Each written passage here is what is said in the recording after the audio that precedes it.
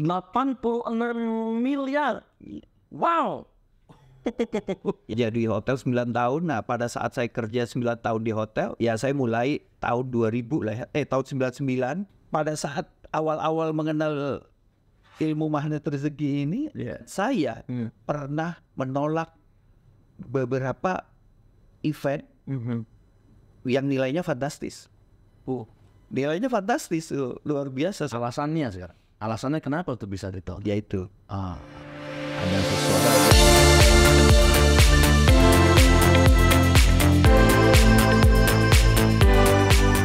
Jalan keajaiban. Keajaiban ada bagi siapa yang percaya.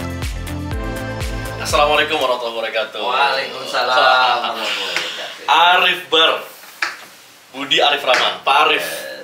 Setiap insan MR dan mengenalnya sebagai ketua Yayasan Magnet Rizki. Cuman di sesi jalan keajaiban kali ini spesial banget karena Pak Arif yang datang, kita ingin ngulik-ngulik.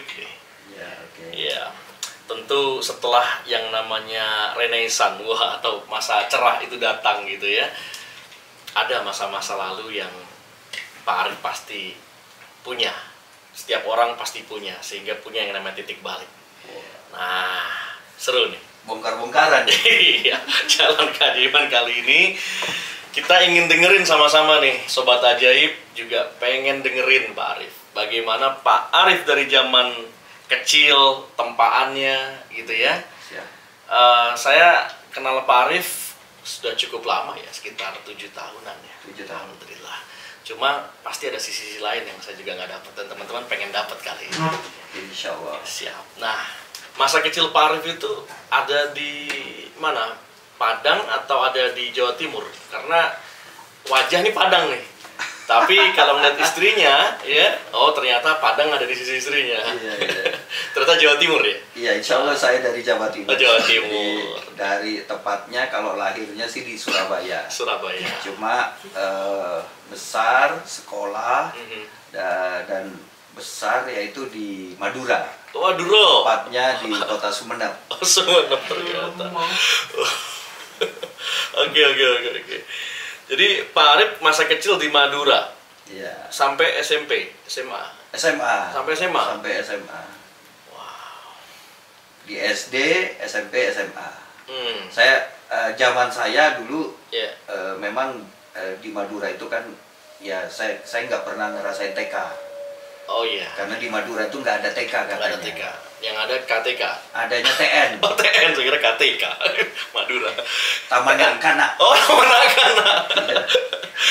Kalau TK kan Taman Kanak-Kanak. Iya. Dan nggak ada profesi akademi tukang sate, nggak ada Pak? Nggak ada. Nggak ada ya. Nggak ada. Makanya Pak Arif dalam perkembangannya juga nggak ada tuh ya profesi pernah nyari tukang sate, nggak ada ya? Nggak ada. Jadi itu adalah cara orang-orang Madura yang mau survival di Jakarta. Oh, di Jakarta. Ya. Startingnya Ada sate di Madura, tapi ya memang tidak ada sebagai dijadikan sebagai profesi tukang sate gitu, jualan sate nggak ada. Tapi ada orang jualan sate memang terkenal dan tidak banyak gitu, bukan kayak di Jakarta lebih banyak tukang sate Madura kan gitu. Karena nggak satenya yang mantap, ini burjonya langganan. Iya, itu. Burjo Madura is the best. Oke, ceritain dong Pak Arif. Masa SD SMP itu ya bagaimana kondisi orang tua, kehidupan saat itu gitu kan, sehingga akhirnya melancong kan ke Jakarta ya. Boleh cerita Pak Arif? Oke, saya pribadi itu terlahir dari kehidupan yang sederhana dari dulu gitu. Kalau dari orang tua sih, memang orang tua saya itu di Madura sendiri itu, di kampung saya itu memang terkenal dulu sudah kaya raya, tapi ya perkembangan zaman dari kakek-kakek itu memang katanya orang kaya raya yang ada di Sumeneb ya. Cuma memang perkembangan zaman mungkin sudah habis dibagikan warisan dan lain-lain, sehingga ketika sampai di generasi kami ya itu sudah nggak ada gitu. Jadi kehidupan kami ya memang ya sederhana sesederhananya. Tapi itulah yang membuat kita apa ya, merasa hidup mandiri, survive gitu kayak gitu. Jadi nggak dimanja lah ya. Enggak, saya hidup sederhana ya. Saya SMP saja. Saya SMP saja bisa bayar sekolah sendiri. Oh, sejak SMP? Sejak SMP. Wow. Saya tuh ngajar pramuka. Jadi saya ada salah satu anggota pramuka Garuda dari Sumeneb, bahkan dikirim ke Jakarta ikut Jambore Nasional, Jambore Nasional Cibubur tahun 86 kalau nggak salah tuh. Jadi saya dikirim ke Jakarta bahkan ini. Nah itu saya jadikan sebagai pegangan bahwa saya adalah seorang anggota pramuka Garuda. Sehingga itu bisa kita jadikan kalau zaman sekarang kita jadikan sertifikat untuk ngelamar pekerjaan CV dan itu mempermudah. Dan alhamdulillah ketika saya sudah SD saya sudah SMP saya sudah ngajar di 2 tempat gitu. Ngajar pramuka ya. Wah, brandingnya makin jadi malah di 2 tempat sekarang. Iya, alhamdulillah. Tapi sekolah aman lah ya. Sekolah aman. Ya, sekolah pinter sih enggak lah, tapi cukup lah. Tapi keren ini, aktivis tapi langsung dapet job gitu kan. Iya. Seorang aktivis kan ya udah kuliah atau sekolahnya juga nggak tepat waktu gitu kan. Ya nilainya juga nggak bagus-bagus amat, biasanya kan gitu ya. Iya. Ini uang dapat, sekolah juga jalan. Alhamdulillah. Prestasinya sudah mulai terukir sejak SMP. Masya Allah, Masya Allah. SMA lulus langsung ke Jakarta atau gimana? SMA lulus langsung Jakarta. Nah SMA itu serunya ketika kelas 2 saya itu ditinggal sendirian di Madura, di Sumeneb. Jadi keluarga saya semua pindah hijrah. Oh, udah duluan. Sudah hijrah ke Jakarta duluan. Oke. Jadi saya ditinggal sendiri dan saya dititip ke om saya di Madura gitu. Dan alhamdulillah saya juga masih ada kakak kandung di Madura, sehingga saya pindah-pindah, kadang di rumah om, kadang di rumah kakak saya gitu. Itu pindah-pindah gitu aja. Tapi alhamdulillah ya tetap ya karena saya sudah dari SMP sudah mandiri gitu ya. Alhamdulillah ya SMA ya seperti biasa aja. Even nomaden lah nggak apa-apa. Iya. Jangan-jangan stay di sekolah pernah ya? Nggak pernah lah. Karena ya sekolah zaman dulu dengan zaman sekarang tuh beda ya. Kalau zaman sekarang kan ada AC, fasilitasnya enak. Oke. Lalu setelah lulus nyusul lah? Ya nyusul. Nyusul di Jakarta. Alhamdulillah ke Jakarta langsung. Ya, tapi ketika ke Jakarta saya nggak langsung tinggal di rumah kakak saya ya. Saya langsung karena jiwa mandiri itu masih ada gitu. Saya kos waktu itu. Saya kos di Sumur Batu, daerah Sumur Batu, Kemayoran. Jadi saya kos di situ sendirian, berusaha, tapi bolak-balik lah ke rumah kakak saya gitu. Kuliah atau langsung kerja tuh waktu itu? Saat itu sama sekali belum ada nggak kepikiran kuliah, nggak kepikiran ini. Yang survive dulu. Karena ya bagi saya, bagi orang kampung ibaratnya ngelihat Jakarta tuh wow gitu kan. Tapi yang ada di pikiran bukan lagi bagaimana saya bisa jadi seseorang, tapi bagaimana saya bisa makan. Ya kan gitu. Yang bagi pendatang ya itu yang dipikirkan. Makan tuh hari esok aja masih mikir gitu ya. Alhamdulillah masih mikir kayak gitu. Apa yang Pak Arif lakukan tuh waktu itu tuh? Awal-awal itu ngekos terus mulai gelar dagangan kah atau kerja sama orang waktu itu? Saya ya zaman dulu kan zaman koran ya. Loper? Enggak. Jadi saya teman kos itu ada langganan koran gitu. Langganan koran apa-apa. Nah saya ini cari lokernya gitu kan. Biasa itu dulu ada yang kecil-kecil gitu. Kita liatin gitu ya, berusaha untuk ini. Dan alhamdulillah ya ke warnet. Zaman dulu kan ada Iya, masih iya, ada warnet gitu. iya. Kita ngetik-ngetik, kita bikin CV, bikin lamaran, kita kirim. Kayak gitu aja. Ya sama kayak ya berusaha lah Lupa bagaimana. ya. Tapi Jadi apa yang dilakuin dah? apa aja dilakuin, bahkan untuk sehari-hari saya ngelihat pernah ada kejadian. Jadi di kosan itu air mati gitu, nggak ada air. Jadi nggak ada air, waduh gimana nih? Akhirnya datang tuh tukang air. Saya mikir, wah ini bisa jadi ladang uang buat saya gitu kan. Apa peluangnya tuh? Akhirnya peluangnya saya jadikan, ayo ketika saya melihat kosan saya mati, air, saya cari ke kos-kosan lain, mau butuh air nggak, Nah, saya cari nih ke yang tukang dorong itu, saya minta gimana caranya ini, hubungin kamu gimana caranya gitu. Nanti kalau ada yang pesen gimana ini, oh iya Pak, ini ada, zaman dulu kan belum ada nomor HP ya, Iya. kita masih ini di situ Pak, saya tinggal di ini. Oke siap, saya datengin tuh. Jadi muter otak lah gitu. Itu udah cross selling duluan itu ya? Iya. Wah peluang nih, berarti bukan hanya saya yang nggak ada air gitu kan? Iya. Jadi ketika kita melihat, wah ini pasti tetangga-tetangga mati nih, saya pikirkan tuh, wah saya datengin tuh satu-satu. Butuh air nggak? Iya Pak, ini, oh ya udah.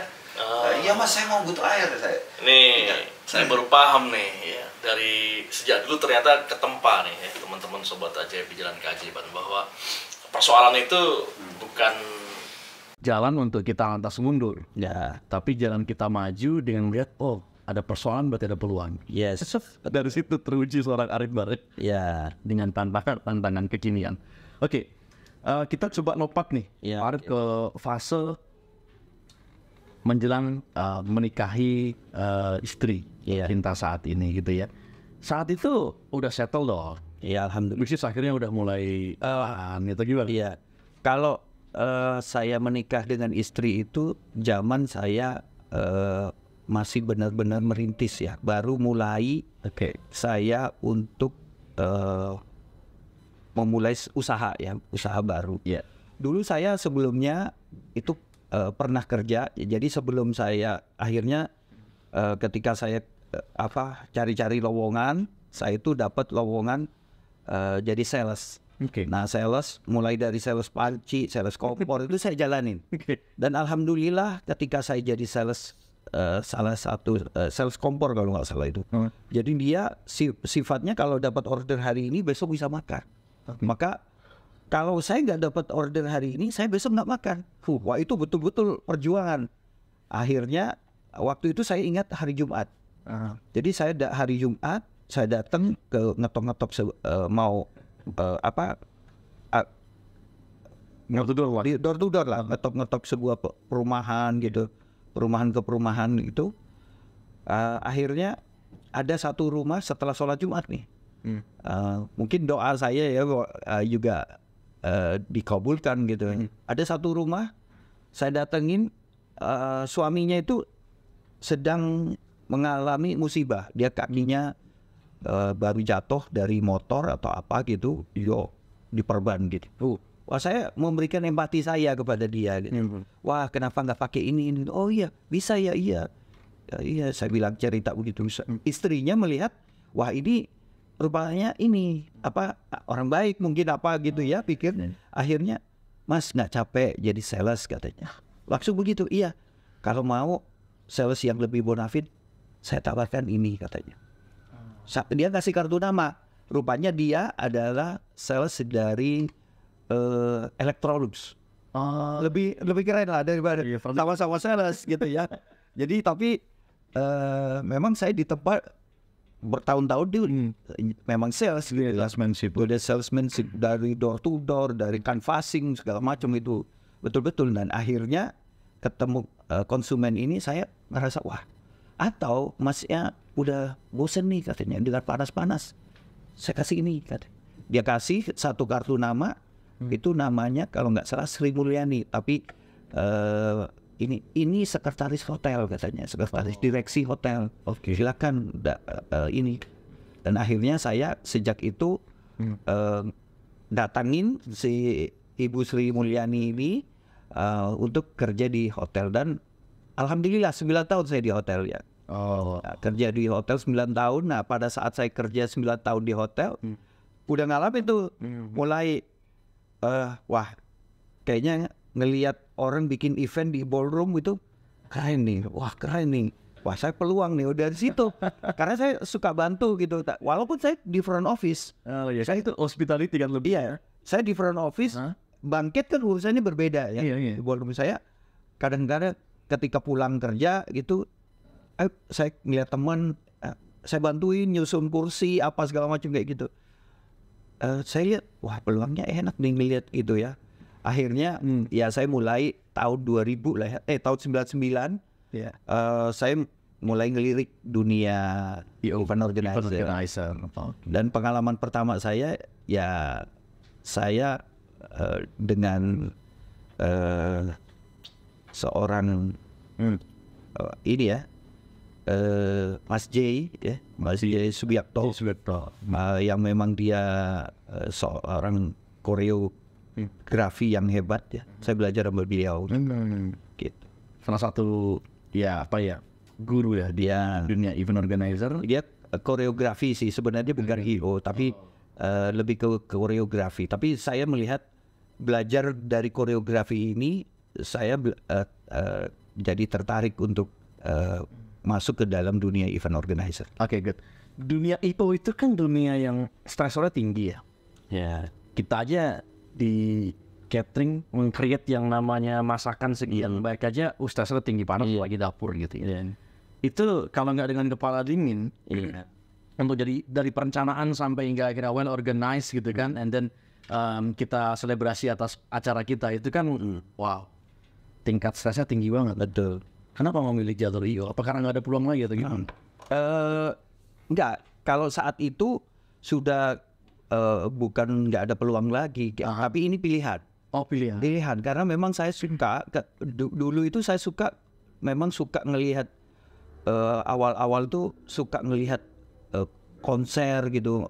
Bukan konsernya yang saya lihat, tapi bagaimana dia menata panggung, bagaimana dia ini, wah keren ini saya bilang.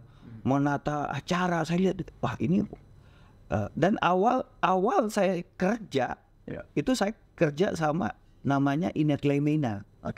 Inet Lemena ini salah satu guru IO ya, senior banget ya. Dulu dia ya pegang konsernya Guru Soekarno Putra, konsernya Chrisye, dia yang pegang tuh. Nah, saya mengawali, kalau tahu teman-teman mungkin seru gitu, saya mengawali itu mulai pegang kabel ini, saya bentangin kabel gitu, Kabel man. ya, jadi masang gitu lah.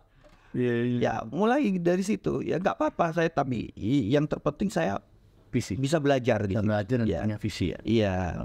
Ya itu kan akhirnya modal itu untuk melamar istri atau gimana? Nah, dari situ ya, dari saat belajar waktu di Inet Lemena saya nggak kerja sebagai pekerja tetap, saya di hire lah.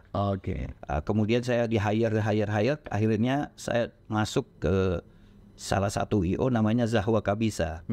Nah, yang punya ini adiknya Reza Artamevia. Nah, jadi saya kerja sama namanya Aksan ya, Mas Aksan, saya kerja di situ. Kemudian ya mulai naik lah. Saat itu saya sebagai asisten apa istilahnya, asisten manajer lah ya. Tapi yang bukan manajernya si Reza, tapi manajer untuk survei dulu lokasi ini. Kemudian saya memberikan raidersnya sesuai nggak dengan raidersnya, ya kayak gitu dulu. Oke. Ya kayak kalau dunia perkuliahan ya apa sih, asisten lampu gitu. Ya gitu. Ya cek panggungnya berapa besarnya ininya, nanti saya miking juga, dengan musik dan lain-lain, dengan sound systemnya gitu, semua. Nanti memastikan semua siap gitu ya, well prepare. Oke, dan itu semenjak di situ mulai berani ngelamar perempuan. Nah, karena kita ngikut show-nya artis-artis apa ngikut ini akhirnya pernah saya beberapa kali terdampar di Padang gitu kan. Dan saya waktu itu buat event dengan Sahwa Kabisa, tapi walaupun bukan bintang tamunya si Reza ya, saya buat acara di Padang dan saya saat itu ya baru ketemu dengan istri di situ. Disitulah akhirnya langkah bertemu dengan istri.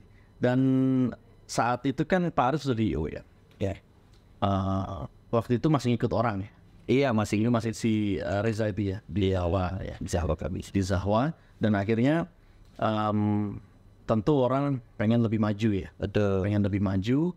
Nah akhirnya terbentuklah tuh ya Pak Arief buat perusahaan sendiri. Lalu sampai sekarang setahu saya ketua di IO Community. Di Event Organizer Community. Nah, itu keren banget tuh. Itu gimana prosesnya sampai hingga akhirnya puncak karir dan dipercaya gitu oleh teman-teman IO yang lain di IO Community. Ini teman-teman pengen tahu nih, Pak. Jadi perjalanan saya di IO itu memang bukan sebentar ya. Saya mau mulaikan tahun 99. Walaupun sebelumnya juga saya pernah di-hire sama Inet tuh. Tahun 97 konsernya Chrisye di Istana Bogor ya. Terus kemudian ya jadi kru lah. Kemudian tahun 2000 saya mulai memberanikan diri untuk membentuk event organizer sendiri, punya perusahaan sendiri. Walaupun itu dalam tanda kutip ya, ini teman-teman kalau ini nih saya tuh memberanikan diri dan ternyata saya ya modal nekat lah memberanikan diri punya perusahaan dan segala macam, dan itu cuma konsep. Tidak ada legalitasnya. Pokoknya have konsep, ide ini bagus dan tidak akan jadi apa-apa kalau nggak saya jalanin. Dengan apa yang Pak Arief punya, mungkin ya apa ya, no modal bisa jadi. Ya karena legalnya banyak diurus gitu. Pokoknya think big but do it now. Dan akhirnya itu kalau mau tahu itu 9 tahun saya jalanin. 9 tahun. Dan itu acara jalan aja gitu. Dan saya dari perusahaan satu ke perusahaan yang lain semua. Ini paradigma menarik nih Pak Arief. Karena sudut pandang yang biasa di otak kita nih, itu harus mikirin dari A sampai Z terstruktur banget gitu kan, sistematis, buat legalnya dulu.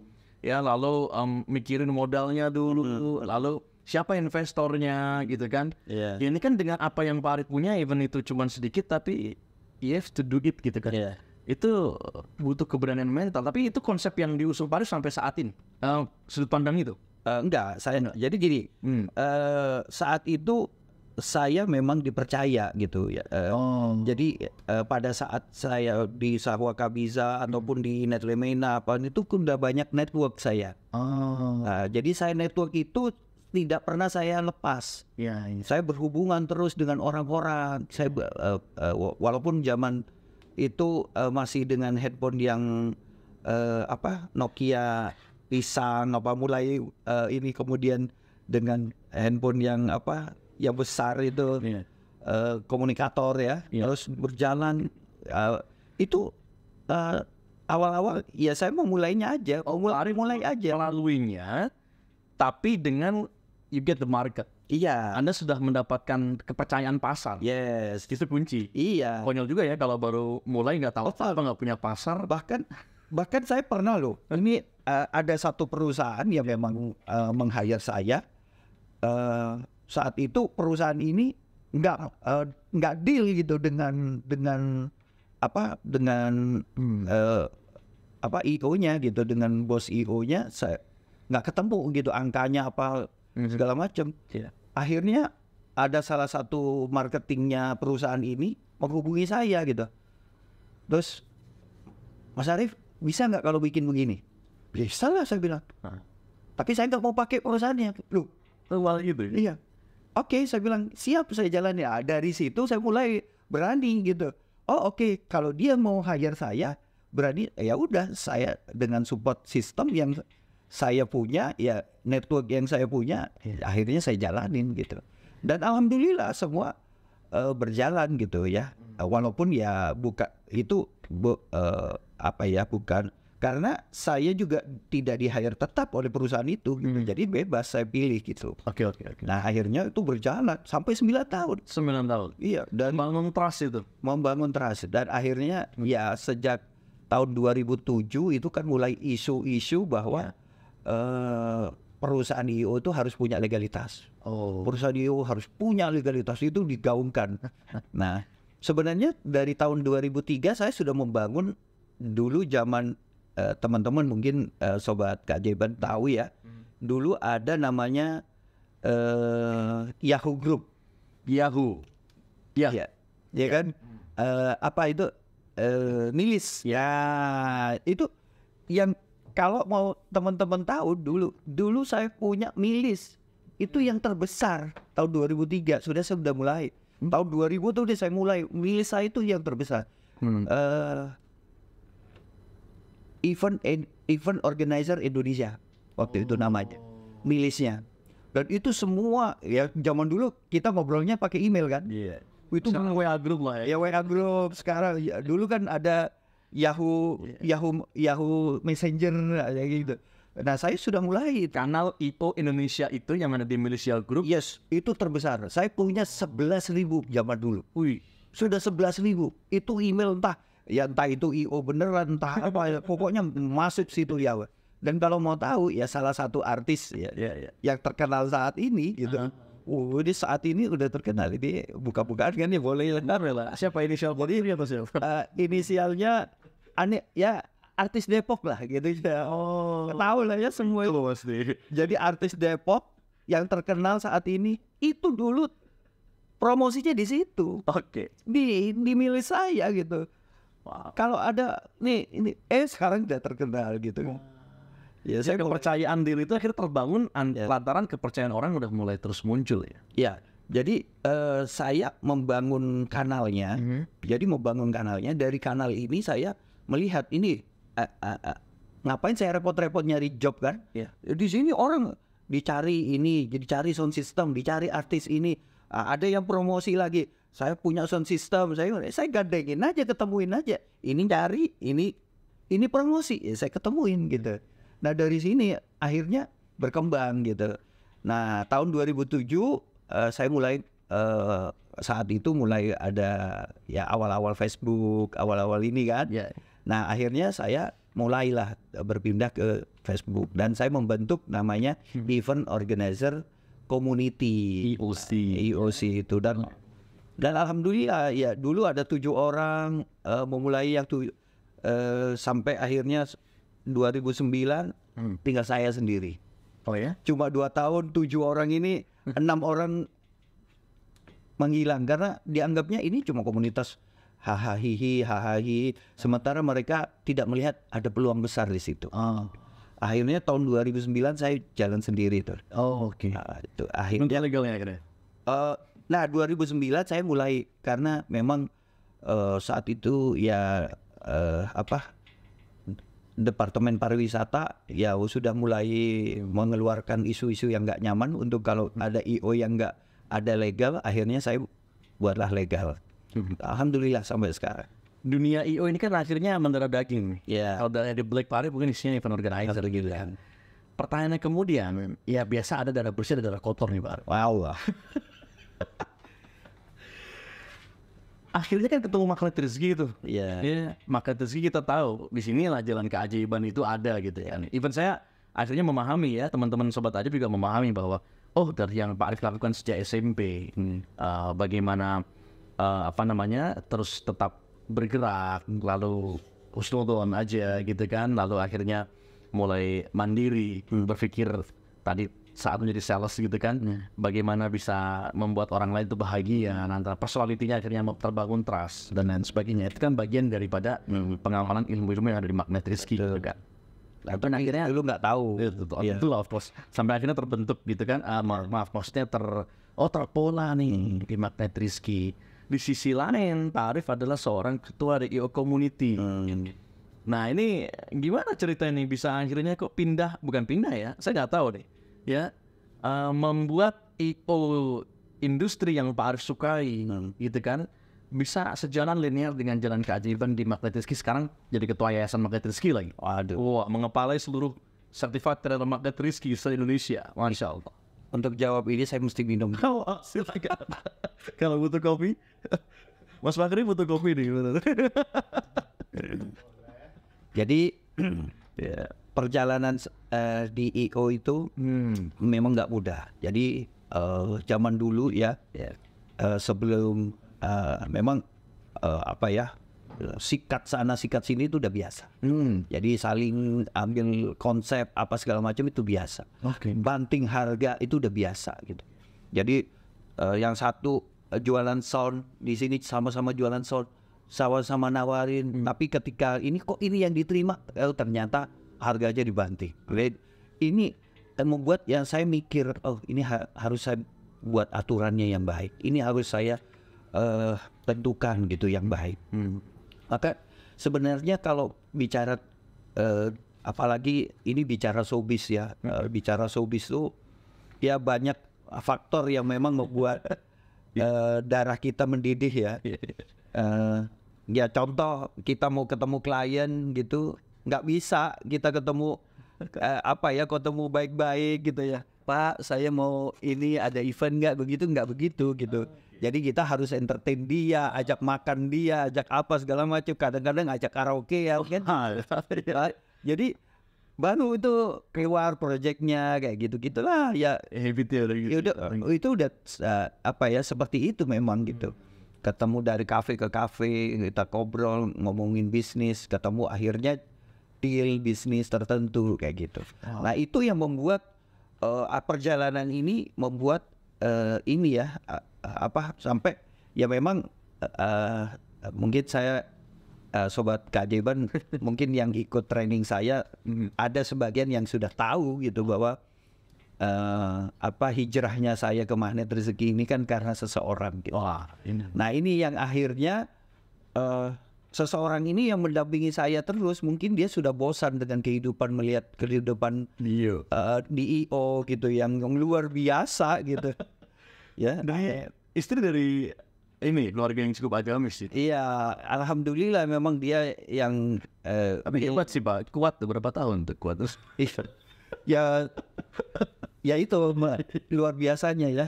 Bahkan pernah gitu kita ketemu di salah satu kafe gitu kan, dengan salah satu artis gitu kan.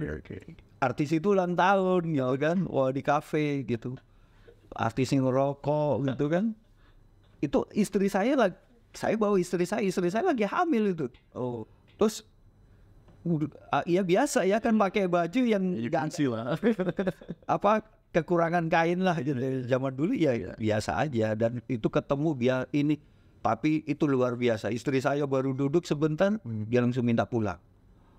Pulang, aku pulang aja, aku naik taksi katanya. Wah, nggak gitu dong ceritanya, masa saya mau ini. Akhirnya ya luar biasa. Di rumah itu kalau bicara keuangan, wah sangat luar biasa. Keuangan kami berlebih ya. Kalau di IO ya. Jaya sekali lah. Luar biasa gitu. Kan sedikit Pak. Project terbesar bisa sampai berapa digit? Saya pernah handle event sampai 16M. Wow, Masya Allah. 16 miliar Pak. Iya, insya Allah. Itu in one event 16 miliar. Iya, di rangkaian proyeknya aja. Wow. Ini bagi kita nih orang bisnis butuh text time untuk mencapai omset angka sekian miliar gitu kan. Mungkin 1 tahun gitu kan. Ini kan dalam satu momen dapat itu. Ya tapi kan itu nilai proyek, jadi bukan keuntungan saya, nilai proyek. Oke. Jadi nilai proyek itu ya bisa keluar untuk proyek-proyeknya gitu. Kalau di dunia event organizer itu termasuk yang masih ya standar lah ya, lumayan gitu. Nilai itu masih dikatakan kecil ya? Ada yang masih lebih. Saya juga pernah dapat ini walaupun proyeknya sayanya nggak menang lah ya, karena itu di pitching gitu. Saya dapat 86 miliar. 86 miliar. Wow. Ya, tapi saya nggak dapat di situ. Oke, mudah-mudahan nanti dari MR TV Jalan Keajaiban adalah proyek-proyek senilai segitu ya. Insya Allah. Aminnya keras banget ya timnya. Oke, nggak apa-apa. Itu nilai eventnya loh, bukan di Karena nggak bisa move on dari nilai you. Iya. Cuma pilihannya antara komitmen di Jalan Keajaiban Iya betul. atau ya masih di jalan. Oh, Simo terus ya. Dapat kan ketika saya awal-awal tadi saya sebelum ini ngobrol-ngobrol nih sama teman-teman. Gimana? Jadi sebelum pada saat awal-awal mengenal ilmu magnet rezeki ini, itu seru gitu. Serunya apa? Bahkan itu mulai makin banyak gitu proyek yang datang. Tapi luar biasanya, dan saya pernah menolak beberapa event yang nilainya fantastis. Nilainya fantastis, luar biasa. Alasannya sekarang. Alasannya kenapa tuh bisa ditolak? Yaitu ada sesuatu banyak ya kembali banyak maksiatnya. Nah di situ yang saya mulai, wah ini saya tolak. Bahkan itu dari ini loh ya, dari salah satu perusahaan rokok. Wah itu masya Allah itu nilainya fantastis. butuh nyali juga, keberanian juga, bukan hanya sekedar ya suka nggak suka kan. Iya, dislike gitu kan. Keren. Keberanian akhirnya membuka jalan keajaiban itu. Akhirnya masuk lagi magnet rezeki. Ceritain Pak Arif, gimana akhirnya Pak Arif kok bisa nyemplung di magnet rezeki ini dari dunia IO yang begitu gemerlap gitu. Iya, oke. Dalam perjalanan saya di IO itu kan event itu nggak hanya yang di dunia entertain ya, tapi ada dunia yang berbeda. Saya masuk ke dunia motivasi. Nah saat saya masuk ke dunia motivasi itu otak saya mulai di diri lah. Iya, di sini ada yang mungkin ya kalau sebelahnya hitam, sebelahnya putih gitu ya. Ketika handle event entertain, saya mulai masuk hitam, ke sini mulai putih, dikasih pencerahan ya. Saya mulai kenal dengan motivator hebat gitu ya, dan alhamdulillah saya Di antaranya siapa ya Pak Budet? Saya sempat handle bantu dengan Pak Andri Wongso, dengan Pak James Kui, saya pernah dengan Pak Andrew Ho ya, dari Malaysia, dan pernah juga dengan Pak Adiwi Gunawan ya, bantu ya, beliau pakar hipnoterapi, dan saya belajar ilmu hipnoterapi dari beliau itu tanpa bayar. Karena memang saya IO-nya, saya di dalam, wah memang belajar hipnoterapi langsung. Nah dari situ saya ini ya mulai ada goncangan lah di ini, dan termasuk saya belajar ke Pak Ari Ginanjar ya. Pak Ari Ginanjar ya. Dari situ mulai ada goncangan di dalam diri saya gitu. Dan akhirnya istri pernah ngajak beberapa kali ke magnet rezeki yang saya tolak terus gitu ya. Dengan kesabarannya dia, kadang kan ada audio di Telegram gitu ya, dia taruh handphonenya, kita lagi makan gitu, dia taruh handphone di tengah-tengah, kencengin, terus kita suruh denger gitu. Apa sih? Saya bilang, apa sih? Saya bilang, dengerin sendiri aja. Saya pergi makan sendiri, pindah ke ruang tamu gitu. Terus dia dengan santainya dia duduk juga di ruang tamu, ya, dia taruh lagi, saya pindah lagi ke kamar. Ya kayak gitu terus gitu. Akhirnya itu hampir setahun ya, kayak gitu. Karena akhirnya istri saya izin mau pergi umroh dengan ibu mertua, dan saat itu beliau pergi umroh dengan dengan pembimbingnya adalah Pak Nasrullah. Founder magnet rezeki. Ya, founder magnet rezeki. Sengaja itu. Iya memang beliau yang pilih gitu. Saya kan nggak tahu dia mau pergi umroh, ya pergi aja. Saya bilang, udah duitnya ada, ya udah pergi aja gitu kan. Saya nggak pikirin udah mau pergi sama siapa. Tapi ketika pulang dari umroh itu makin makin keras semangatnya untuk mengajak saya hijrah gitu ya. Sampai akhirnya ya luar biasa itu kesabaran istri ya. Pernah nih teman-teman pernah waktu awal tol tol MBZ itu baru dibuat, itu kan panas sekali itu. Jalan mau ke Bandung itu, Jakarta Bandung itu bisa ditempuh 6-7 jam. Luar biasa tuh. Nah pada saat 6-7 jam itu, kan istri saya punya konveksi di Bandung gitu, punya 2 konveksi kaos kaki gitu di situ. Jadi saya harus bolak-balik gitu ke Bandung. Jadi ketika ke Bandung itu, anak saya di depan, saya di depan, terus istri saya di belakang.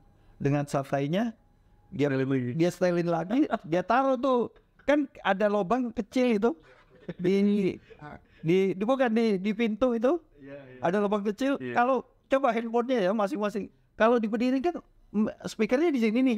Kalau diberdiri ini tuh makin kenceng dia suara, makin kenceng. Waduh, saya bilang ini saya nyetel tape, saya setel tape nggak mau ini.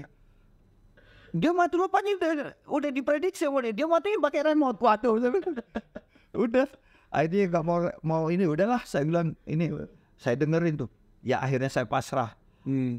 Selama 5-6 jam perjalanan saya dengerin tuh Ustadz Nasrullah suaranya menggema, suaranya terus gitu. Akhirnya ada satu momen di mana istri saya itu dalam tanda kutip ngejebak gitu ya. Bilangnya Tracknya apa nih? ya, jadi istri saya kan dari dulu memang suka ikut pameran gitu ya. Dia bazar, jualan kaos kaki, jualan, dia kan juga dulu pernah jualan jilbab apa segala macam. Tiba-tiba dia bilang, ya aku ada ini katanya, ada event nih hari Ahad besok, ayah ada event nggak? Pas kosong, kita siap lah, suami yang siaga loh. Oh siap, dianterin. Kapan? Pas memang staffnya dia punya 2 staff, 1 staff tuh lagi ya udah saya angkat tuh, saya angkat ke mobil karung-karungnya untuk dagangannya itu. Di mana? Di gedung BPPT. Oh BPPT. Tahun 2017 kalau nggak salah. Saya diajak. Pas masuk gedung BPPT, wah saya udah, muka saya tuh kesel. Saya bilang, ini nggak enak nih. Saya bilang, kenapa? Umpul-umpulnya semua magnet tersegi. Waduh, saya bilang. Akhirnya saya udah nggak terpaksa ini. Bilangnya pameran. Ini kan memang pameran, tidak apa jualan katanya. Akhirnya pada saat itu pintu keterbuka tuh. Itu terbuka karena saya pakai untuk masuk ke itu, dikasih ID ya. Saya lihat, saya lihat, wah ada ini nih, apa kan Pak Nasrul juga mendoakan orangnya. Saya doakan dapat 5 miliar dengan musik tung gitu. Akhirnya apa nih rame-rame, saya masuk kan, saya dengar, saya masuk, duduk, awalnya berdiri di belakang dengan sombong masih begini. Terus habis itu saya lihat ada kursi kosong di belakang, saya duduk tuh nomor 2 dari belakang, kaki ngangkat begini ya kan, udah handphone begini. Tapi pas saya dengar ya itu mungkin jalan hidayah ya. Saya dengar, wah ini keren, karena saya juga memang kan belajar dari beberapa motivator gitu. Ini keren nih ilmunya nih, ini keren gitu. Tanpa terasa itu hampir selesai. Sampai selesai tuh. Sampai akhirnya istri saya tuh seneng gitu kan ngeliat saya. Pas keluar ditanya, gimana tadi ya di dalam? Apaan? Masih gengsi ya kan? Gengsi ya kan? Apaan tuh? Akhirnya saya baru tahu tuh di situ ada Telegram, ada aplikasi namanya Telegram. Akhirnya saya install Telegram. Saya dengerin tuh 1 minggu saya dengerin tuh audio sebuah. Akhirnya saya nyerah 1 minggu, saya ketemu istri saya, datengin. Saya tanya, Bun, kapan lagi ada acaranya Ustadz Nasrullah? Istri saya langsung, yes, katanya mikir gitu. Udah, oke, katanya, udah langsung daftar, langsung ini saya transfer deh. Camp ke-10. Dan anak saya jadi peserta pertama, jadi peserta yang termuda saat itu, usianya baru 11 tahun. Wow. Keren gitu. Dan sejak itulah ya, akhirnya saya kenal ilmu magnet rezeki ya. Dan 2 bulan berikutnya anak saya dapat keajaiban. Yang tadinya nilainya nggak bagus gitu, anak saya dapat nilai UN tertinggi. Itu sekolahnya nilai ujian nasionalnya tertinggi di sekolahnya. Oh, Masya Allah, udah.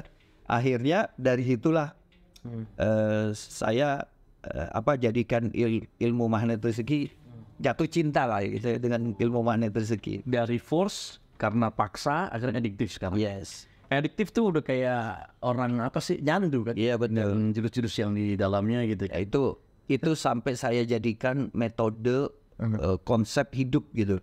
Awal-awal tuh, ini bagus ini bagus ini. Nah, Pak Arif kan ngelihat dari banyak program pemberdayaan diri. Ya. Even sebagai IO, artinya kan yang namanya IO itu kan ngelihat ini potensi. Ilmunya bagus, mau trainer-trainernya bagus dan sebagainya. Apa yang membuat berbeda akhirnya Pak Arif tuh pengen nyemplung totalitas di magnet rezeki? Nah, saat itu ketika saya kembali ya ngambil inisiatif untuk jadi trainernya. Waktu itu ada TFT, istri saya nawarin, ini ayah ada TFT nih, kan ayah juga pernah jadi saya kan memang sudah jadi trainer gitu. Saat itu yaudah hanya ikut aja. Dan saat itu saya masih ingat Ustadz EN ya, Bang EN, Udah jadi kiai sih lah. iya jadi kiai. Terus ada Ustadz Eman tuh. Ustadz EN baru sama bareng saya, TFT 2. Nah saat itu saya memberanikan diri untuk ngomong ke Ustadz. Nah saya bilang, Ustadz kita bikin di 100 kota serentak, saya bilang. Saya berani, saya jadi IO-nya karena loh Pak Mas Arif kan cuma IO satu tempat, saya punya network. Saya bilang gitu. Dan itu ternyata terjadi setelah ada SHMR. Masya Allah, itu saya mikir dulu nyeplos aja ternyata jadian loh. Karena udah di jalan keajaiban tuh, hati-hati nih. Iya, Masya Allah itu terjadi. Masya Allah. So, Pak Arif, kalau bicara tentang event organizer, mungkin karena resikonya tinggi, sejalan juga dengan nilai project-nya. Kami lihat tuh mungkin jadi hal yang biasa, ya kan? Jadi hal yang ya mungkin akhirnya persaingan tahap luar biasa. Kasih kita dong tips bagi teman-teman yang mau terjun dalam dunia event organizer, ya, agar punya sukses, punya jalan suksesnya sih. Oke. Yang pertama ya, itu harus jadi passion. Kita punya jiwa untuk mengorganizing. Nah itu yang memang nggak banyak orang yang bisa ya, nggak banyak orang yang punya itu. Nah kalau yang kedua, kita punya ideal konsep. Jadi konsep yang berbeda dari teman-teman yang lain gitu. Konsep yang kita berani membuat sesuatu yang wow gitu. Value-nya kelebihan tersendiri maksudnya. Ya. Nah, dia organize, lalu passionnya memang dia suka mengorganize sesuatu gitu kan. Yang kedua dia harus punya konsep tadi. Konsep. Ya. Oh, makanya Pak Arif brandingnya apa? Konseptor itu. Iya, the success conceptor. Success conceptor, keren. Dan yang ketiga itu networking. Network ya. Jadi network itu jangan disepelekan juga. Itu sangat penting karena memang network inilah yang akhirnya membuka saya dari awal itu. Saya tadi yang saya cerita di Yahoo Groups, kemudian ke Yahoo Mails, kemudian ke Facebook, kemudian sekarang ini dengan WhatsApp Group dan lain-lain. Jadi positioningnya Pak Arif sebagai IO ataupun siapapun yang mau menjadi event organizer itu udah nggak bisa di konteks network ya. Iya. Itu nggak bisa soal like dislike ya. Nggak bisa. Harus jadi orang yang a good a good news ya. Ya. Kehadiran kita tuh harus jadi good news gitu. Ya betul. Jadi kita nggak bisa punya punya persoalan ya, punya enemy jadi enemy dengan orang lain. Karena begitu ini akan tersebar dan itu nama kita jadi tidak baik gitu. Maka jadi IO ya harus yang baik gitu. Good attitude dan segala macam itu harus. Karena persahabatan di IO itu luar biasa ya. Luar biasa, makanya di IO itu tidak ada kita panggilan panggilan bapak, ibu gitu. Gitu ya. Iya, nggak ada. Jadi kita panggil om, tante, ma, kadang-kadang kalau ada yang lebih senior itu kita panggil ma gitu, karena walaupun nggak senior tapi dia lebih ngayom, biasanya dipanggil ma kayak gitu, om, tante kayak gitu. Alright, Om Arif. Om Arif, nggak biasa Pak ya. Oke. Kalau itu Pak Arif secara nggak langsung udah ngamalin satu magnet rezeki jurus namanya terumbu karang. Iya betul. Karena dunia IO udah nggak bisa walaupun dikenal dengan ini tadi ada sikut-sikut Ada aja gitu ya. Saya tidak bicara bahwa di dunia event organizer ini tidak baik semua, tidak. Tapi ada juga event-event yang baik, ada event-event yang ini kebetulan pengalaman saya itu lebih banyak ke yang tidak baik. Jadi itu menjadi satu proses perjalanan saya lah. Oke. Ya menjahit potensi-potensi terbaik kalau dalam satu tim ya. Itu sangat berpengaruh dong kepada acara yang sedang kita buat. Iya betul. Sangat pengaruh karena gini, satu tim misalkan ada yang tidak baik gitu. Contoh kecil gitu ya. Kita punya 10 tim lah atau 20 tim gitu. Terus semua kita seragamin. Ternyata ada satu orang atau 2 orang yang nggak dapat seragam gitu, kaos gitu. Semua sama gitu. Nah yang ini jadi nggak enak kan, nggak nyaman gitu dia. Akhirnya kalau bagi saya mendingan semua nggak usah pakai seragam. Kalau saya ya, karena pribadi secara teamwork ini nggak nyaman, ada orang yang merasa nggak nyaman gitu. Wow. Ya emang industri ini sangat menyaratkan yang namanya teamwork, super team ya. Betul.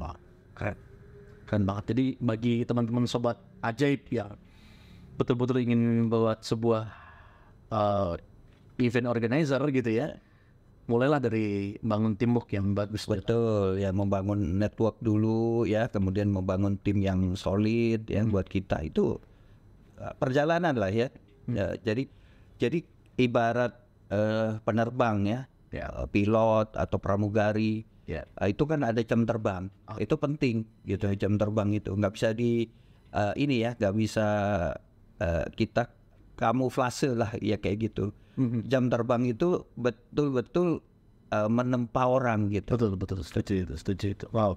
Ya makanya kita bersyukur ya Pak Arif sudah bergabung, bukan hanya bergabung tapi totalitas banget. Ya akhirnya memimpin para trainers magnet rezeki yang jumlahnya sekarang about to 500, 500-an ya, Masya Allah. Sampai ke Malaysia, bahkan kawan-kawan di Singapura juga, Brunei udah pada pengen banget jadi trainers magnet rezeki. Wow. Dan perhelatan, saya ingat banget perhelatan internasional mega training waktu itu magnet rezeki yang keempat ya. Itu Pak Arif juga lagi baru banget ya kan. Kredibilitasnya waktu itu saya teruji banget tuh kan sebagai seorang IO.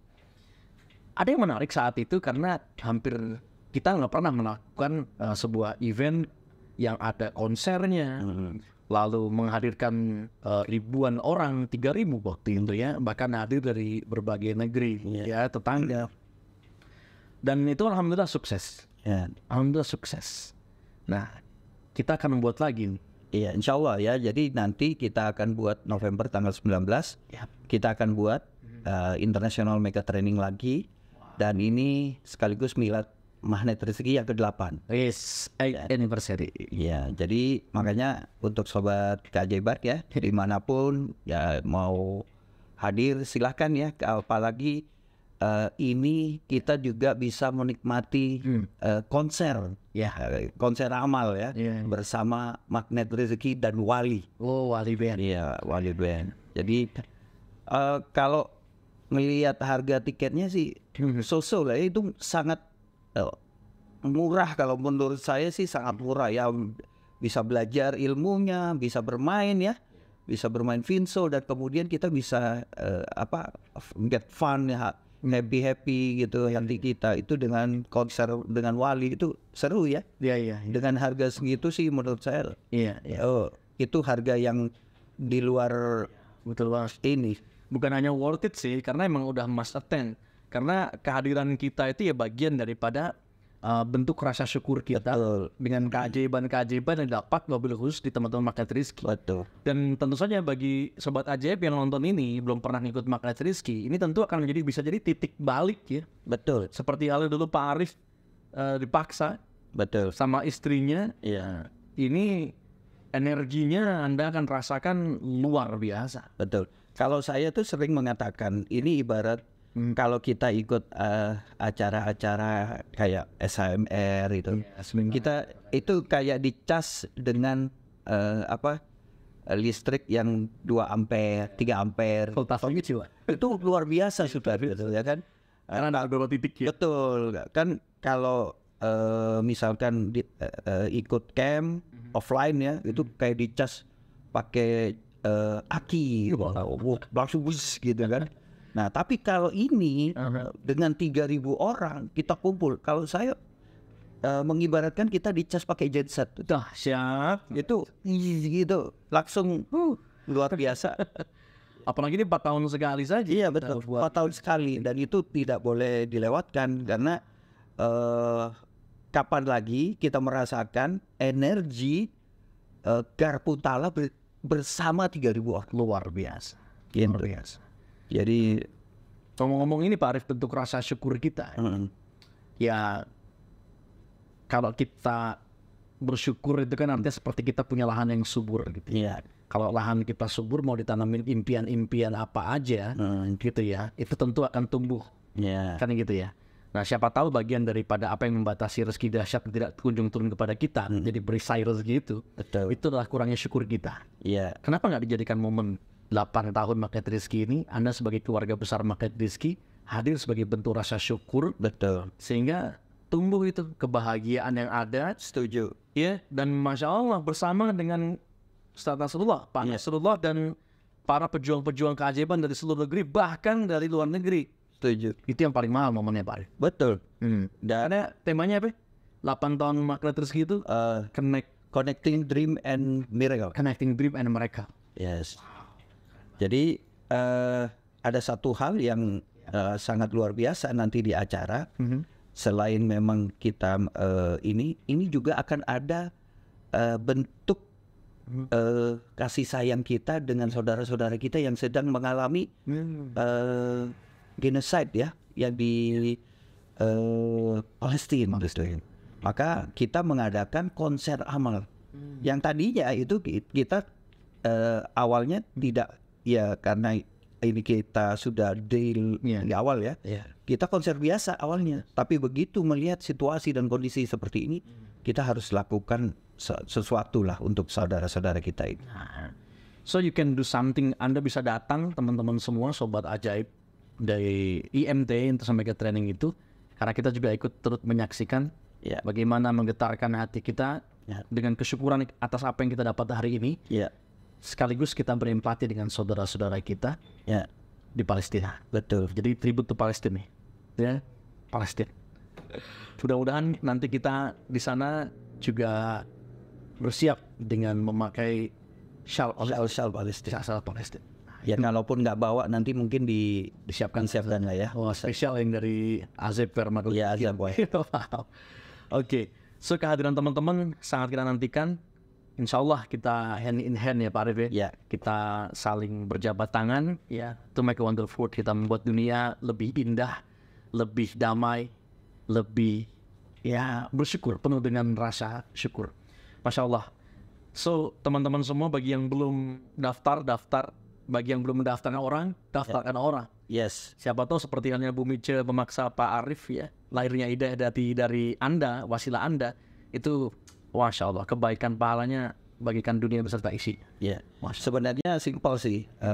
Kita mulai dari keluarga kita aja. Jadi simpel aja, nggak usah banyak ini. Kita mulai dari keluarga kita, ajak yang suami ajak istrinya, yang istrinya ajak suaminya. Kalau anaknya sudah bisa diajak, ajak juga. Karena saya juga mau mulai dengan begitu. Saya berani, bahkan dulu tiket harga saya yang harus bayar adalah 3,7 loh per orang. Dan hasilnya wow, luar biasa. Wow. Gitu. Oke, last but not least, kalau boleh tahu nih Pak Arief, keajaiban apa ya Sunny Market Rizky yang udah dapat? Wah, masya Allah, banyak sekali ya, banyak sekali.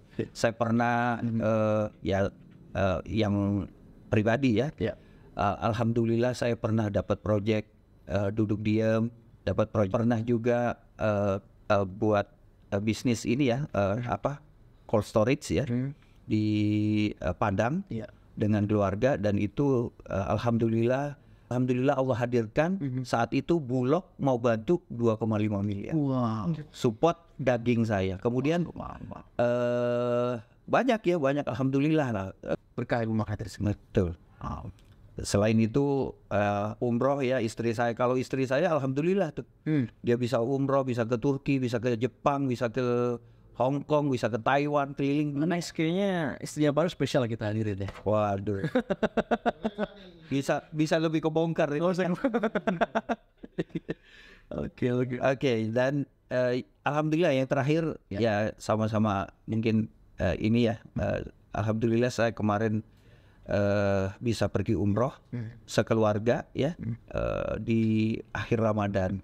Dan bisa Idul Fitri ya, Lebaran di Itu yang priceless di Mekah ya. Alhamdulillah. Itu priceless banget ya. Sekeluarga bagaikan haji sekeluarga kan. Betul. Pahalanya dan Idul Fitri bareng-bareng di tanah suci. Betul. Priceless banget teman-teman. Wah. Kita doakan keluarga Pak Arief makin sakinah, Amin. Roma, seluruhnya keluarganya masuk dalam jalan keajaiban. Amin ya. Alhamdulillah. Pak Arief, paling akhir nih Ya.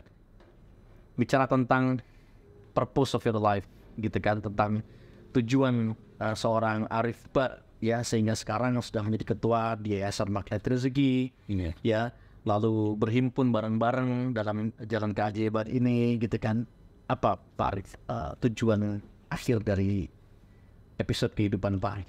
Ya, seperti yang sering saya tulis ya, sering saya suarakan juga. Saya itu buat namanya formula PAA.